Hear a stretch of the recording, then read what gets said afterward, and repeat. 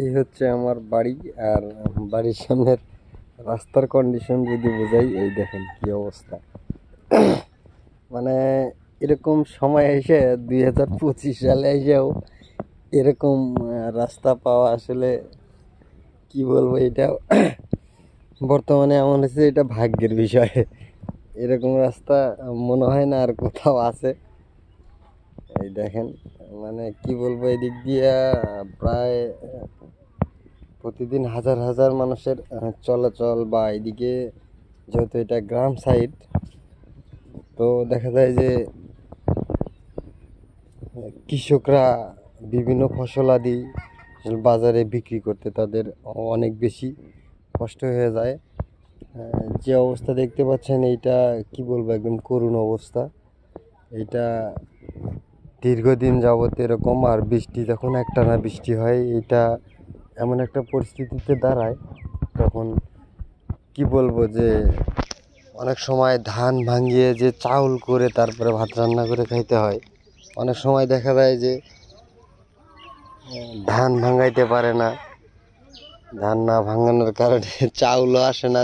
আর চাউল না থাকলে তো ভাত খাওয়া বন্ধ, এমন একটা পর্যায়ে পড়ে যায়। তো যাদের আশেপাশের বাড়ি, যাদের ধান চাউল থাকে, তাদের থেকে ধার খরচ করে বা ঘরে ধান থাকা সত্ত্বেও অনেক সময় আমাদের ওই চালের বস্তা কিনে এনে খেতে হয়। তার কারণ হলো আমাদের এই রাস্তার এই পরিস্থিতির কারণে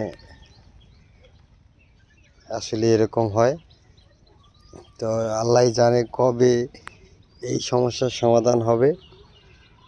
এটা কি বলবো যে বারবার শুধু মাপঝাপ নিয়ে যাইতেছে, কিন্তু কোনো কাম হইতেছে না, এটার কোনো সমাধান মিলতেছে না।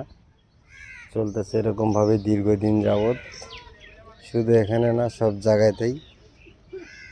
এই যে এদিকে আমার বাড়ির আশেপাশে 2 কিলো 4 কিলো রাস্তা,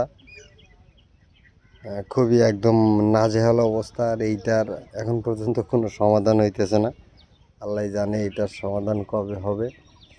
আমরা গ্রামবাসী খুবই দুর্যোগ অবস্থার ভিতরে আছি। এইটা যে আসলে কবে, বারবার এই ঈদের আগে বা ঈদের পরে কয়েকবার মাপঝাপও নিয়ে গেছে এইটার জন্য।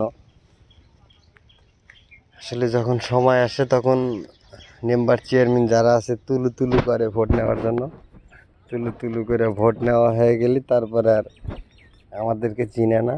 এরকম একটা করুণ দশার ভিতরে আমাদেরকে ফালায়। তো যাই হোক, কি আর করার। এখন গ্রাম তো ছেড়ে যাইতে পারি না। শহরে থাকি, মাঝে মধ্যে আসি গ্রামে। গ্রামে এসে এরকম বেহাল দশা দেখে খুবই খারাপ লাগে। তো সবাই ভালো থাকবেন, সুস্থ থাকবেন। আল্লাহ হাফেজ।